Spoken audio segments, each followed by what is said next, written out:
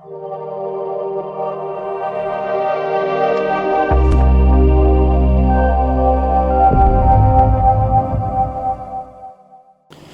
huwezi kuwa kiongozi ulikuwa huna maadili. Ukiona kwamba kiongozi anafanya mambo ya kiajabu ajabu, huyo kakosa maadili. Na haiwezekani kiongozi kama huyo akaendelea kuwa kiongozi kama hana maadili. Na mambo mengi yanafanyika katika utekelezaji wa maadili ya uongozi na utawala bora.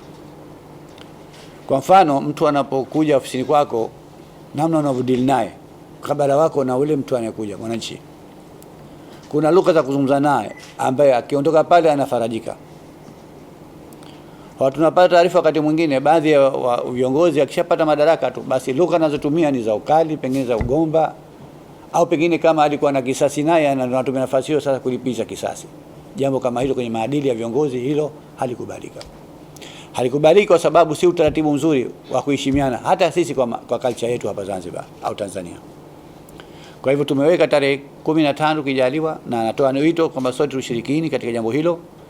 Nachukua nafasi hii, tayari tushatoa miandiko kwa mawaziri, manaibu mawaziri, na natarajia na makatibu wakuu na manaibu makatibu wakuu taarifa zimefika. Wakuu wa taasisi wote ambao wametajwa katika lile tamko la sheria la madeni, la mali na madeni, basi wale wote wanatakiwa wawepo kwenye siku hiyo ya maadili. Tunakwenda kuzungumzia masuala yanayohusiana wao na majukumu yao. Na Mheshimiwa Rais ameamua maksudi kwamba yeye aje mwenyewe kwa sababu ya umuhimu wa jambo lenyewe, na hasa mwelekeo aliokuwa nao katika miaka mitano hii inayokuja.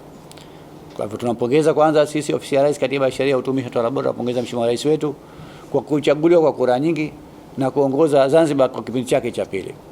Ana malengo mengi mazuri ya kuijengea Zanzibar hatima njema. Sote tuna wajibu wa kumunga mkono. Mahali ambapo anakuja rais na weka kuteua yeye, hasa usihudhurie, itakuwa ni jambo la ajabu sana. Kwa hiyo naomba kupitia vyombo hivi vya habari tutoe taarifa kwa viongozi wote ambao wameteuliwa na Mheshimiwa Rais na ambao wote waliotajwa katika nafasi mbalimbali. Kuna watu ambao wanateuliwa na viongozi, wanateuliwa na mawaziri, kuna wanateuliwa na taasisi nyingine.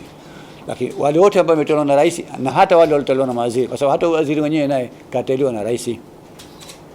Kwa hivyo inakuwa ni sehemu ya uteuzi wake vile vile. Kama waziri hajakuteua usingeweza kufika pale, na kama naye hajateuliwa kwa waziri asingefika pale. Kwa hiyo tunatoa wito kwamba sote tushiriki kamilifu, na shughuli yetu itaanza tukijali, tunatarajia kati ya saa 2:30 hadi saa 3 kamili. Kwa hivyo sote tunatakiwa tuwepo pale Nyamanzi kwa ajili ya sherehe hizi. Sote tuthamini kazi ambayo anafanya rais wetu, lakini pia na sisi ofisi ya Rais, Katiba ya Sheria, Utumishi, na tumepewa jukumu la kulisimamia.